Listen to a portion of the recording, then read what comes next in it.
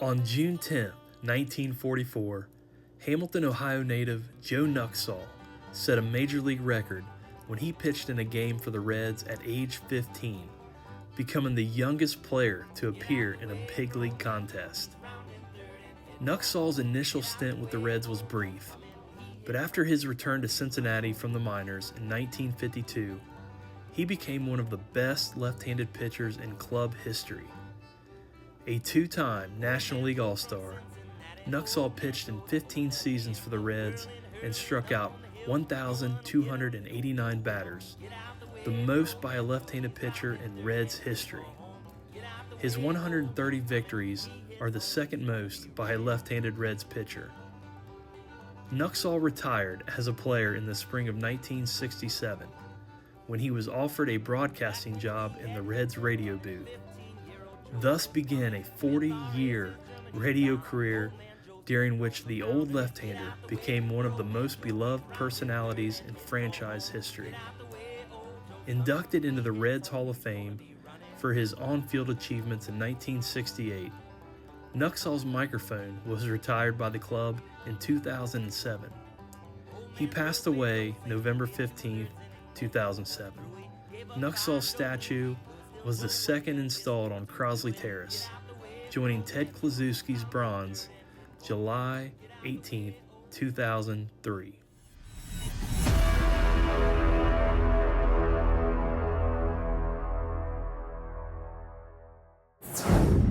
Hey everyone, welcome to episode number 2 of the Cincinnati Reds Hall of Fame Spotlight Series. I am your host Rob from Cash Cards, and over here is my buddy Dave from Peacemaker Cards. Dave, how are you doing, buddy? I'm doing great here. Just Good, excited man. about the Reds Hall of Fame. Yep. We got 4 new members of the Hall of Fame. I know, I saw that. It's pretty exciting. Yeah. And first one, manager of the 1990 World Champion Reds, got Sweet Lou Piniella. Sweet Lou's in, man. He deserves it. Long overdue selection was Reggie Sanders. Yes, for sure. Great pitcher on a bunch of bad Reds teams was Aaron Harang. I think Aaron Harang could have been an 18 to 20 game winner on a really good team back then. Yeah. And then one of the most popular Reds players was Brandon Phillips, that dude, BP. Oh, man. Dude, he was so fun to watch in the field. Yeah. He had some crazy highlights, man. I used to love watching him play. Yeah, he was a fan favorite. He took over social media, one of the first stars to do social media, and he liked the attention. Yeah. Yeah. I followed him on Twitter back then and always interacting with fans and Yep, definitely. All right, Dave. Last episode we did pretty popular player Johnny Bench, and we got some pretty good reviews, man. Got a lot of watches, some really good feedback. It was fun. And today, man, the player we're going to spotlight is one of my favorite Reds ever, and he's in the Hall of Fame twice. He's in as a player, and he's also in as a broadcaster. And to me, I think he's definitely more popular in Cincinnati than Johnny Bench was. And do you agree? Yeah, I agree with that. Yeah. And the guy I'm talking about, the guy we're spotlighting is Joe Nuxhall. And he's from the class of 1968 as a player. And I think they retired his microphone in 2007, Dave. Yeah, that's when he passed, wasn't it? Yeah, that's when he passed away. And I am a huge fan of Joe Nuxhall. Obviously, I did not get to watch him play, neither did Dave. But listening to him on the radio when I was a kid, listening to him call games with Marty Brennaman is just a childhood memory that I'll just never forget. Me neither. My dad retired from the Navy in 83, and then we moved to Ohio, and that's my first time I was able to listen to the Reds broadcast. I was 15 years old and turned on the broadcast and just fell in love with him and Marty, and Yep. So let's go ahead. Let's jump in here on Joe Nuxhall, talk about him a little bit. And at the end of the video, we're going to show some of our baseball cards of the guy. So you going to be ready for that, Dave? I'm ready for that. You All right, still buddy. got one that I'm real jealous of. I know a lot of people talk to me about that card, but I'll show it at the end. And man, it's just going to be so much fun going over Joe Nuxhall's life and career, and I'm really looking forward to this episode. So Joe Nuxhall, he was born July 30th, 1928, in Hamilton, Ohio, which is about 20 miles north of Cincinnati. He's the oldest of five, and I don't know if you knew this, Dave, but he had two brothers. I think it was Bob and Don that played in the minor leagues. And they never made it to the majors, but they were in the minor leagues. He was originally scouted by the Reds when he was 14 years old, which is so hard to believe. And they scouted him when he was pitching in I think it was a Sunday baseball league, and he played with his dad. His nickname was Ox. And I believe the scouts, and this was during wartime, so Major League Baseball teams were looking for players. I mean, the rosters were depleted. They were keeping the league going. They were looking for guys, and they were there scouting his dad, Joe Nuxhall's dad. And his dad, I believe they were going to offer him a contract, Dave, but he turned it down because obviously he had children. He just got a new job. He hadn't worked there very long for Ford Motor Company or something like that. Yeah, he was the Ford Motors there. Yeah, so he was finally making some money for the family, and I think I forget what the offer was to him, but it was just couldn't compete with Ford. And so then they saw his son Joe pitching, and instantly fell in love with him, which I thought was pretty funny. I know Joe Nuxhall he used to joke back in the day that he would tell people that he beat his father out for the job because the Reds did sign him. And I'm trying to figure out, I think it was February 18th, 1944. He signed his first professional contract with the Reds, and it was for $175 a month, and he got a $500 signing bonus. And I believe he used some of that money to recarpet his parents' house. Yeah, that's what I read that, and I thought it was real cool. I thought that was funny. So it says Joe signed in February, but he had to wait until school was out before reporting to the Reds. Though his school principal did allow him to suit up for opening day in Cincinnati. He let him suit up in uniform and go down there for opening day, which a lot of kids in this area take off school anyway. I mean, opening day is a holiday here in Cincinnati. Yeah. So they would let him do that. I know he would go on some during the weekends. He would go to some games, but he never played. And then all of a sudden, June 10th, 1944, the Reds were playing the Cardinals, and they were getting their brains beat in. I think it was like 13-0, Dave. Yeah, that's what I had. And the Reds manager, do you remember who the Reds manager was at the time? Bill McKenzie. Yep. He looked down the bench and decided to yell out Joe and put Nuxhall in. And Joe I think he was 15 at the time. McKechnie yelled down the bench, "Joe, warm up." And Joe was sitting down there, had no idea he was talking to him because there was other Joes on the team. And then he realized that he was the manager was calling to him to go warm up and to become the youngest player ever to pitch or ever to play in a Major League Baseball game.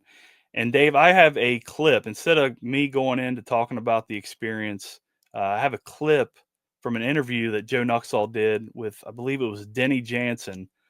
I don't know if he was Channel 9 News at the time here locally in Cincinnati. But I have a clip where Joe talks about the experience, and I would love for the people just to hear hear what he says about it. So I'll play that clip now. As I've described it many times, I would go down to the, as I said, down to the ballpark on weekends. So this particular weekend, playing the Cardinals, and we all recall the Cardinals and the St. Louis Browns wound up in the World Series that year, 1944. So I'm sitting on the bench and watching the game, and I'm admiring the way the Cardinals are hitting the baseball, line drives everywhere, and this is really a treat to be sitting that close to all the action. And it was the ninth inning, and all of a sudden I hear this voice say, "Joe," and I said, "Heck, he can't be talking to me." We had a couple other Joes, and the next one was a little louder, and then I looked, and he says, "Go warm up." I said, "Whoop, things aren't quite as interesting now. I got to go warm up." So we're the 3 steps out of the dugout at Crosley Field, and now I'm nervous now, but not near as bad as I'm going to be. And I've made the first 2 steps, and I tripped over the third one, and it was a dusty day, and I've landed flat on my face, as flat as you could, and I got up, and I'm dusty all over, and I'm cleaning myself off. And I like to explain, excuse me, the glove I had was a McGregor glove, and a lot of the folks that are probably watching remember McGregor on John Street. Was where they made all the baseball equipment back then. Botts Crawley was a guy that was their representative. Well, anyway, this glove, if I like to describe it as like a lady taking off her gloves. You had to take it off finger by finger, because back then you threw your glove and left it at your position like a pitcher. When he walked off the mound, you just took your glove off and dropped it over the third base or the first base line. The shortstop threw his behind shortstop, and so on.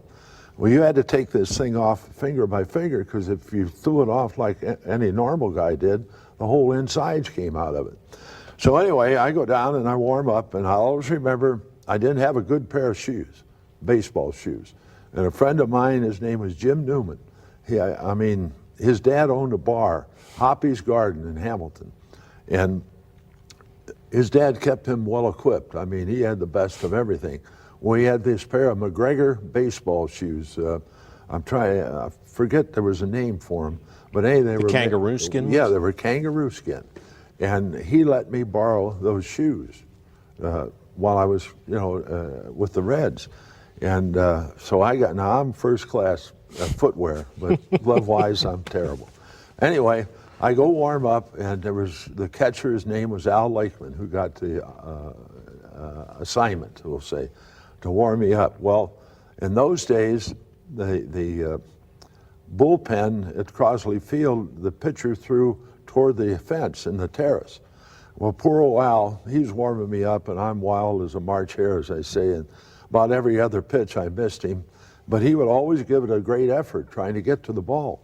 And he finally got to the point where when my arm got to a certain position, he said, "Heck, I know this one." And he'd turn around before I delivered the ball and go up the terrace and get the ball. And sometimes we get up far enough to hit the wall and bounce back. So now I'm in the ball game, and I'm nervous. Like I say, probably 2-3 weeks prior to that, I'm pitching against 12, 13-year-old, 14-year-old kids at Wilson Junior High School, and now here's the St. Louis Cardinals to be world champions.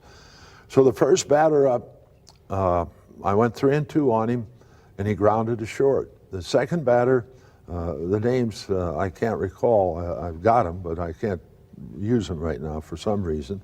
And anyway, the next batter, I'm 0-2, and I wind up walking him.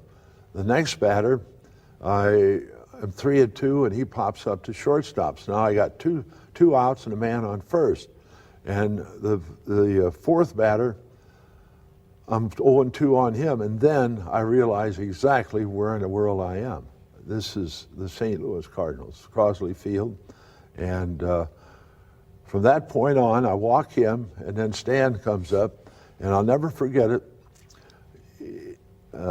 Let's see, it was 13-0, and Stan, I'm throwing balls all over the place, and this is the ninth inning. So Musial, that stance he had. And you would think that he'd be worried about, this kid, might drill me. I'm going to get back out of the batter's box, get out of harm's way, I guess you would say. But the first pitch I threw, he had a screaming Mimi, as we like to say, to right field. I mean, an absolute bullet. And from that point on, I walked 3 more, give up 1 more hit and a wild pitch, and that was it. And the next day, that was a Saturday.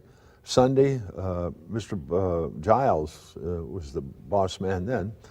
He said, we're going to send you to Birmingham, Alabama. Well, that was Sunday. Monday night, I was on a train to Birmingham, Alabama. And at that time, that was the Reds AA Farm Club in the Southern Association, and a new phase started, I guess you would say. All right, Dave. So there was the clip. Joe Nuxhall talking about that experience of being the youngest player ever to play in the major leagues. What do you think about this, him pitching, the whole experience, him being the youngest guy to do that? That was cool. I mean, I couldn't imagine at 15 going in a Major League Baseball game. And I couldn't either. He almost got through the inning. Yes. But like I said, he got finally dawned on him. I think it was when after the first 3 batters, he looked in the on-deck circle, saw Stan Musial standing there. Yep. And that brought reality into existence.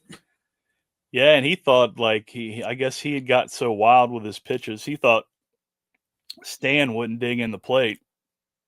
And yeah, Stan the man did dig into the plate. I know he ripped a hard single.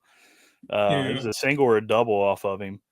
But man, that's just, it's unbelievable. The kid couldn't even drive.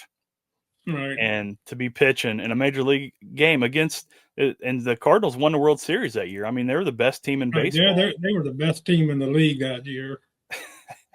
And to have to go in and play them, that's just wild. But I know Joe, after that happened, as I dropped my paperwork, Dave, sorry about that. After that rocky debut that Nuxhall had, he was assigned to the Birmingham Barons, and I think they were Class A1. And he pitched in another inning that year and got rocked.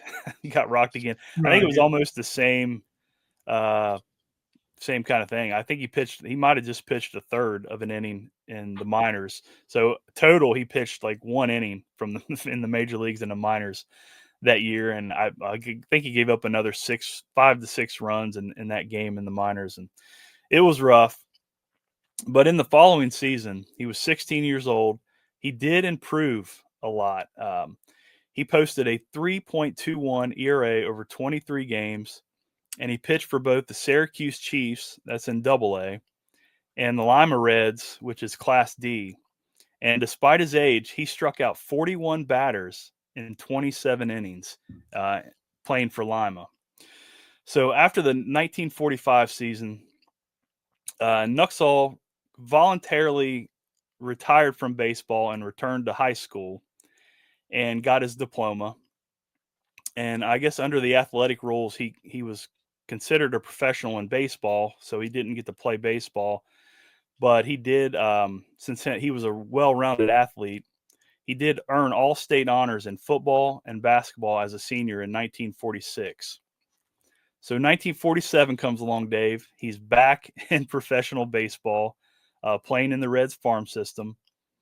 He got married that year to his wife, Donzetta, and he has 2 children, Phil and Kim. And I think Kim was in the Reds minor leagues for a few seasons in the early 70s, maybe 72 to 74, something like that, which I know Kim, his son does a lot of charity stuff ever since his dad passed. So I never knew that he played in the minor leagues. But Joe Nuxhall did develop as a pitcher through the Reds chain. And in 1951, well, actually it was was it 52? Yeah, it was 52 when the Reds called him called him up, and he was up there Right. pretty much for good. Yeah, you really impressed in spring training that year, and Yeah. that's when he made the team in early '52.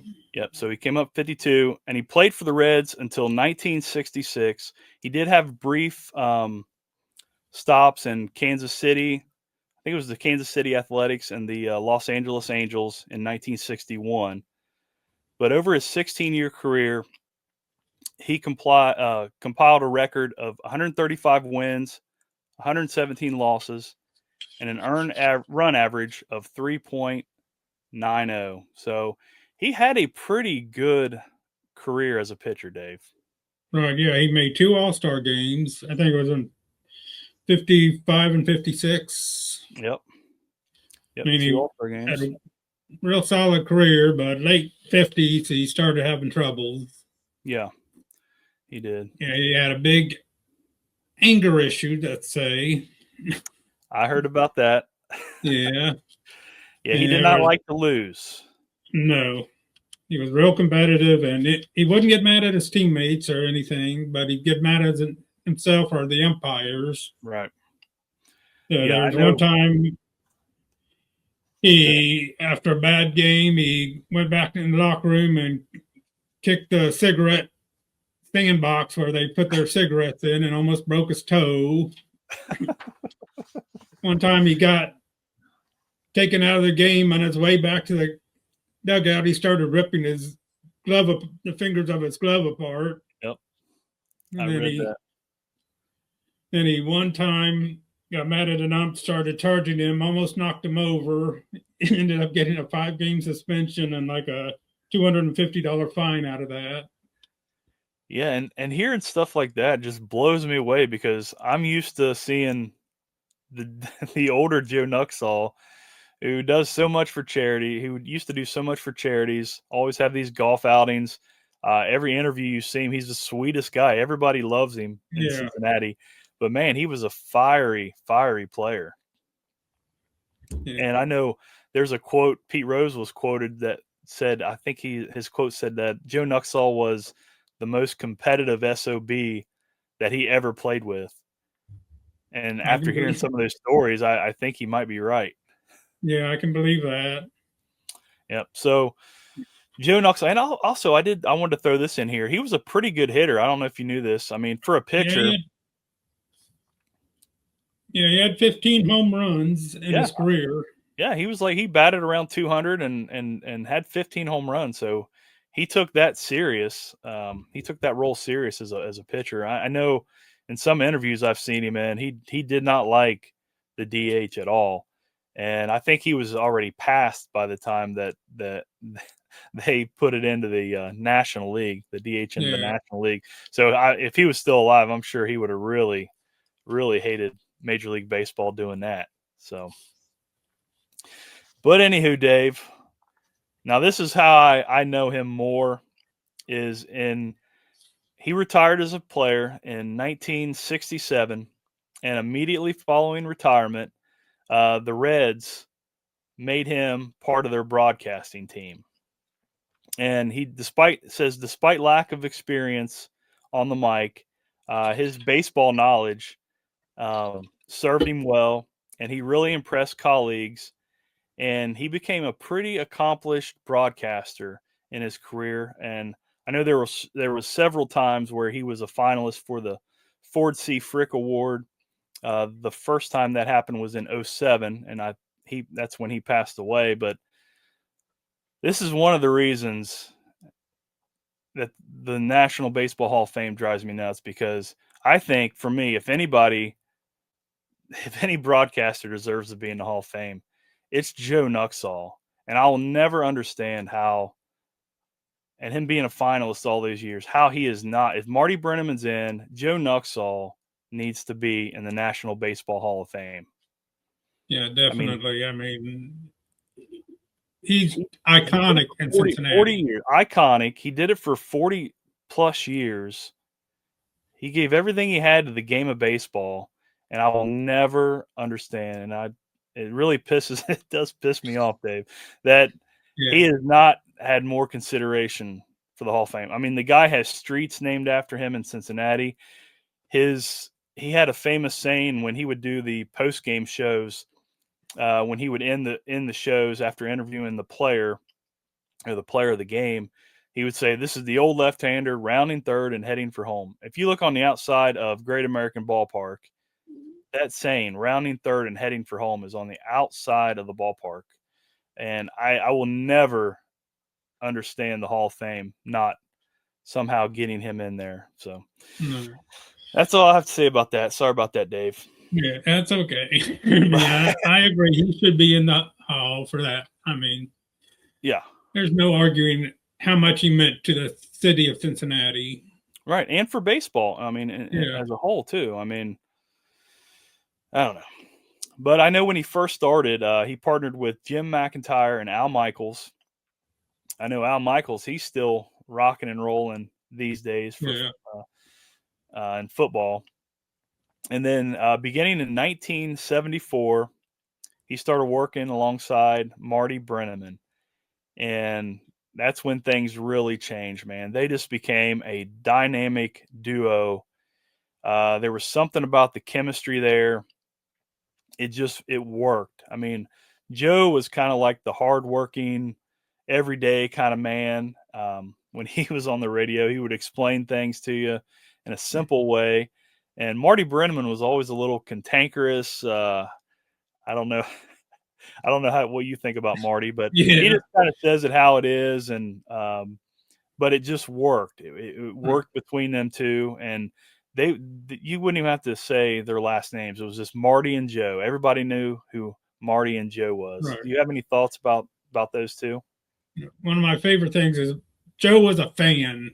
Yes. True and true. I mean, he'd cheer out, get up, ball, or get down. And one of my favorites is when Pete Rose hit his 41-92. Yep. Marty got the call. They were worrying about who would get to. Both wanted to be able to call that shot. Right. But it happened. Marty was on the mic for that inning, but in the background, you can hear Joe, get down, ball, get down, ball. He levels the bat a couple of times. Shaw kicks and he fires. Rose swings. There it is. Get out. Get out. All right. Hit number 41-92. A line drive single into left center field. A clean base hit. And it is pandemonium here at Riverfront Stadium. He couldn't control himself. The fan in him, he loved Cincinnati Reds baseball, and he could not control himself. And I loved that. That's what I loved about him.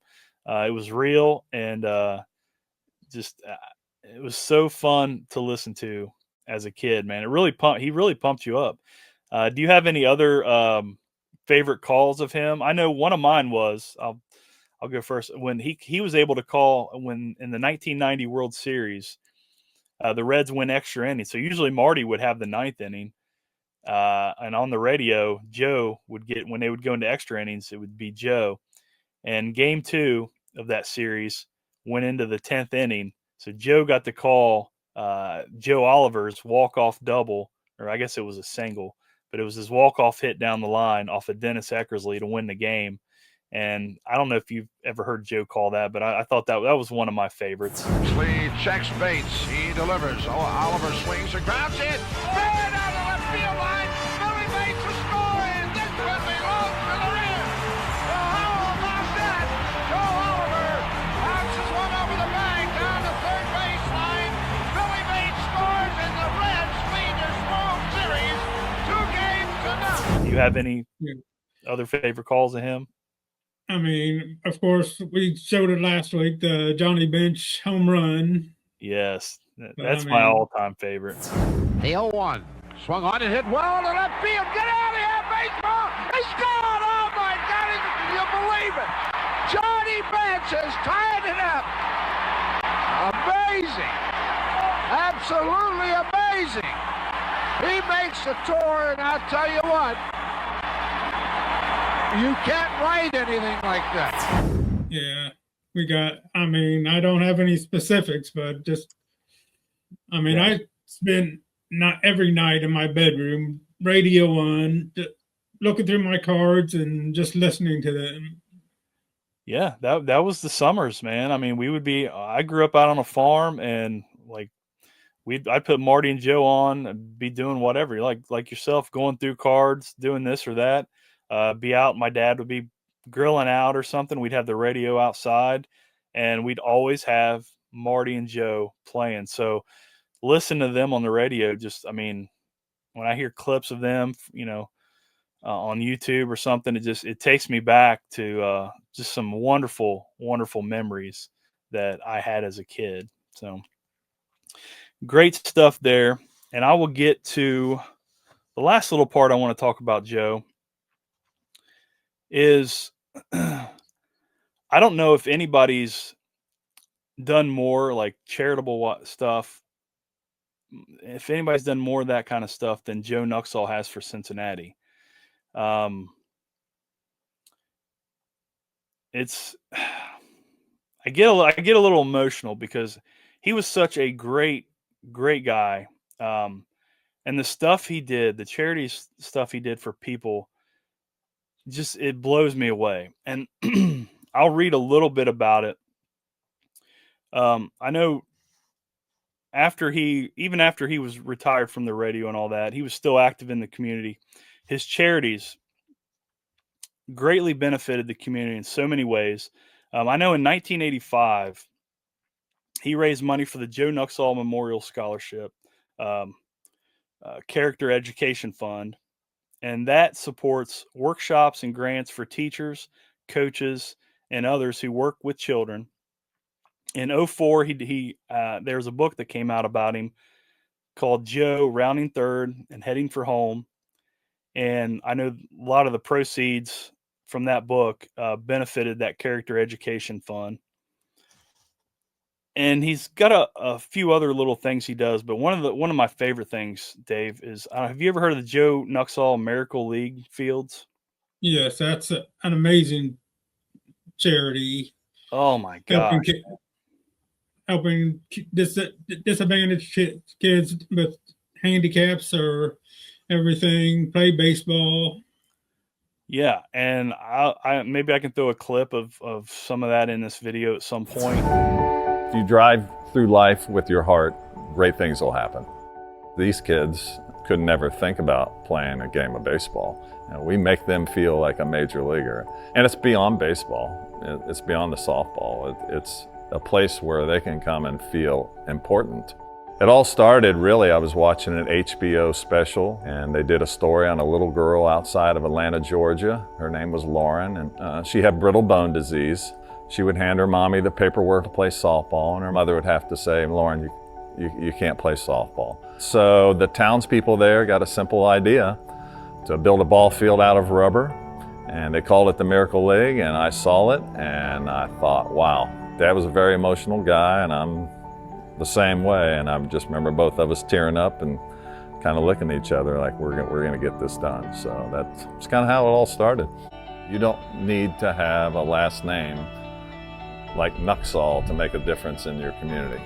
Dad was a totally egoless person.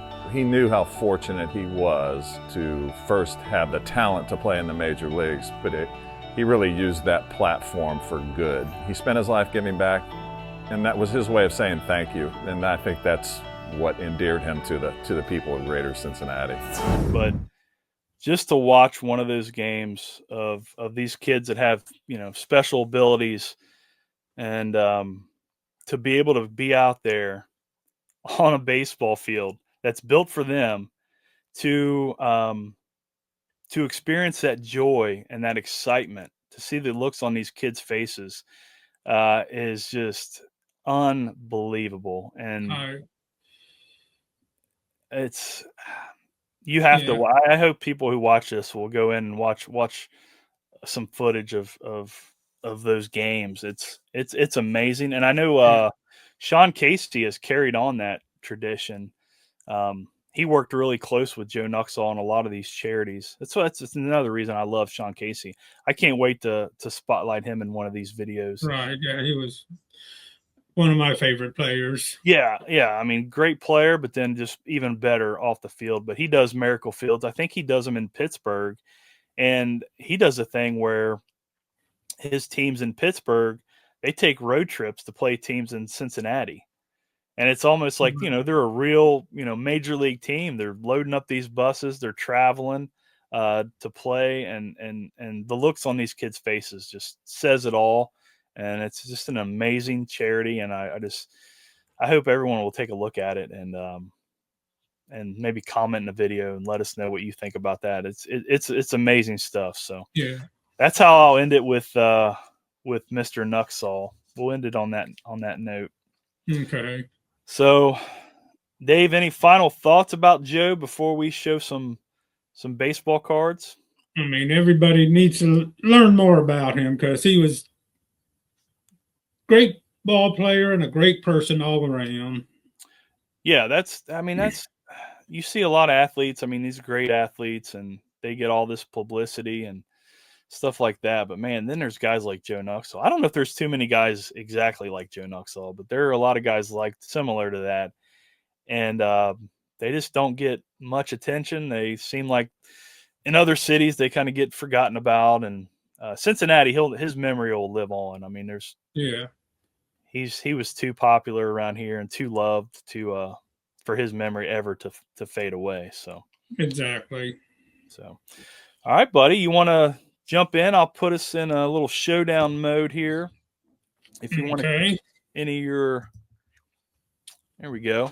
If you want to show any of your Joe Nuxhall cards, we might have the same ones. So, right, yeah, he doesn't have a whole lot of cards, but so we start off here with a 53 Bowman color.